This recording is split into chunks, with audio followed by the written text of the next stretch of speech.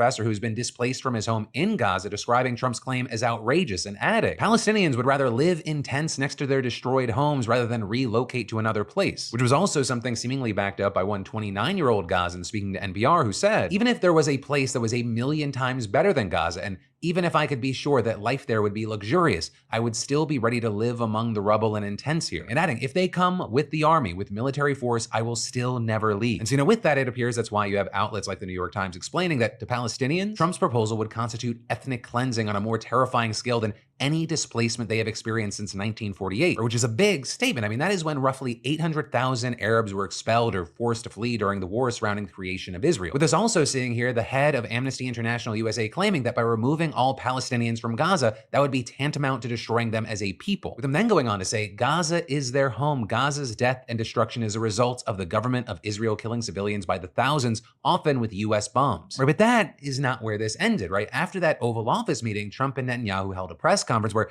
Donald took things to a whole different level. The U.S. will take over the Gaza Strip, and we will do a job with it too. We'll own it and be responsible for dismantling all of the dangerous unexploded bombs and other weapons on the site, level the site and get rid of the destroyed buildings, level it out, create an economic development that will supply unlimited numbers of jobs and housing for the people of the area. If you go back, it's going to end up the same way it has for 100 years.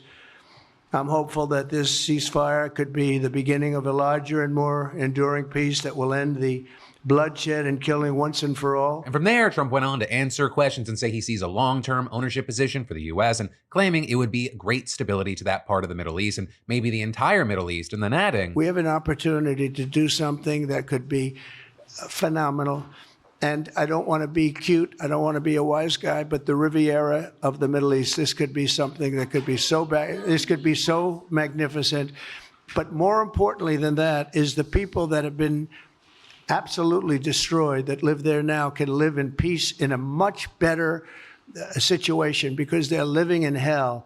And those people will now be able to live in peace. We'll make sure that it's done world class. It'll be wonderful for the people.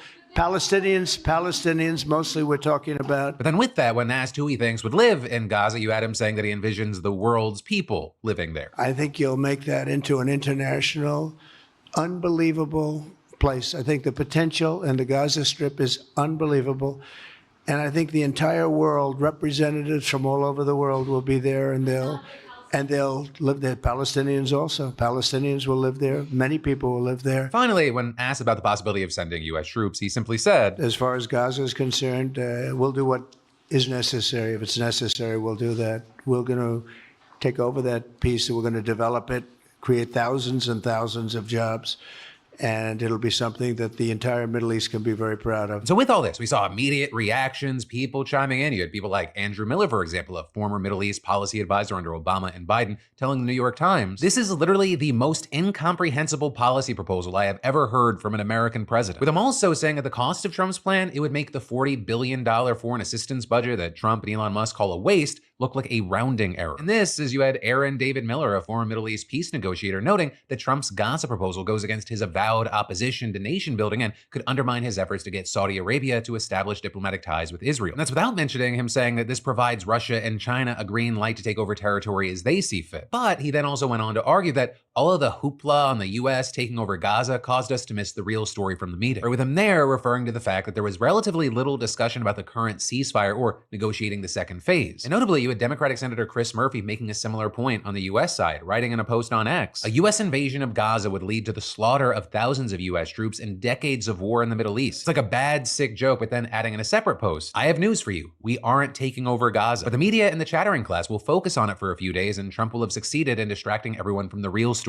The billionaires seizing government to steal from regular people. But understandably, a lot of the conversation has been around this, including with Democratic lawmakers. Chris Van Hollen, for example, claiming Trump's proposal defies decades of bipartisan American support for a two-state solution and describing it as ethnic cleansing. Chris Coons saying, that's insane. I can't think of a place on earth that would welcome American troops less and where any positive outcome is less likely. And Rashida Tlaib, the only Palestinian member of Congress, writing on X, Palestinians aren't going anywhere. This president can only spew this fanatical bullshit because of bipartisan support in Congress Congress for funding genocide and ethnic cleansing. But they're saying it's time for my two-state solution colleagues to speak up. Though also, notably, John Fetterman, probably the staunchest supporter of Israel on the Democratic side, has signaled his openness to Trump's proposal. With that said, moving to the Republican side, we are definitely seeing a lot of confusion there on how to respond, right? Some seemingly trying to walk the fine line of voicing their skepticism without outright opposing Trump. With Lindsey Graham, for example, saying, I think most South Carolinians are probably not excited about sending Americans to take over Gaza. I think that might be problematic, but I'll keep an open mind. But also understand, yeah, there were some that were very gung-ho about this, with, for example, House Republicans like Nancy Mace and Richard Hudson. With Mace posting on X, let's turn Gaza into Mar-a-Lago. With that, then even kind of turning into a trend with Trump's former ambassador to Israel, for example, writing on X, Mara-Gaza or Gaza-Lago? And also saying Trump's proposed USA takeover of the Gaza Strip may sound out of the box, but it is brilliant, historic, and the only idea I have heard in 50 years that has a chance of bringing security, peace, and prosperity to this troubled region. Right? And that is also a stance that we've seen taken by far-right members of the Israeli government. With, a key thing there being that Netanyahu is under a lot of pressure from these far-right allies to abandon the ceasefire and resume fighting in Gaza to eliminate Hamas. And in fact, one of them already resigned from Netanyahu's government over the ceasefire and hostage deal. You've got another who had previously vowed to topple the government if the war isn't relaunched. But now, Trump's plan might seem to them like an acceptable or even better alternative. Or with one writing, with God's help, we will now act to finally bury the dangerous idea of a Palestinian state. And the other, calling on Netanyahu to announce the adoption of the plan as soon as possible and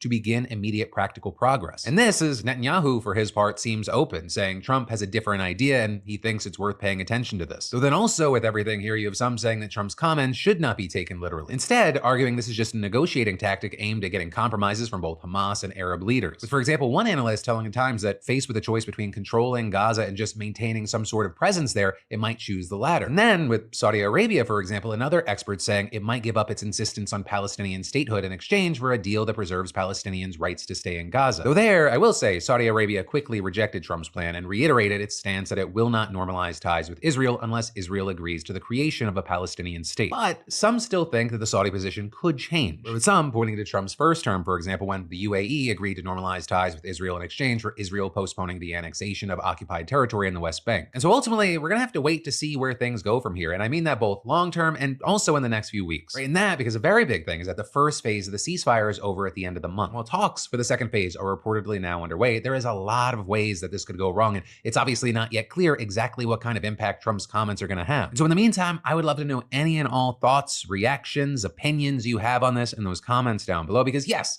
this is a news show, but I also want it to be a conversation. And then we'll get to more news in just a moment. But first, I've been taking Armor Colostrum for months, and I can genuinely say I've noticed a difference in my immune system, especially through the holidays and the start of winter. And I'll also say, I've noticed my muscle mass getting leaner, I'm experiencing less soreness, and I have a faster bounce back after workouts. And one jar, one ingredient, over 1,000 benefits, right? Our sponsor, Armor Colostrum, it may just be my newest health obsession, because colostrum is essentially nature's OG superfood. It's this crazy nutrient-packed whole food produced by all mammals in the first 48 to 72 hours after birth. Think peptides, antibodies, antioxidants, everything that your body needs to thrive. And Armor Colostrum is a physician-founded brand that's optimized this powerhouse for humans. They deliver over 400 functional nutrients in a super digestible form that supports your gut, immune system, cells, and honestly, way more than I can list here. And what's cool is how it works. It strengthens your body's natural defense system against environmental junk. I just pour this into cold water, or sometimes I'm just taking the powder straight up because I'm weird. But however you take it, it comes unflavored or vine watermelon. You do you. So if you're ready to try it, just head to tryarmra.com/Franco to level up your health and use code DeFranco at checkout to get 15% off your first order. Just click that link in the description or scan the QR code on screen. But then, in other big news we need to talk about, the Trump administration has now effectively shut down USAID. We talked about this whole messy situation earlier this week, and specifically Elon Musk's involvement is totally imploding the 6-decade mission to ensure American security through a wide range of aid abroad. But then, yesterday, the administration said in a notice sent to staff and posted on the USAID website that almost all workers around the world would be put on administrative leave and pulled from postings in the field abroad starting this Friday. Or with the only exceptions there being for what they described as designated personnel responsible for mission-critical functions, core leadership, and specially designated programs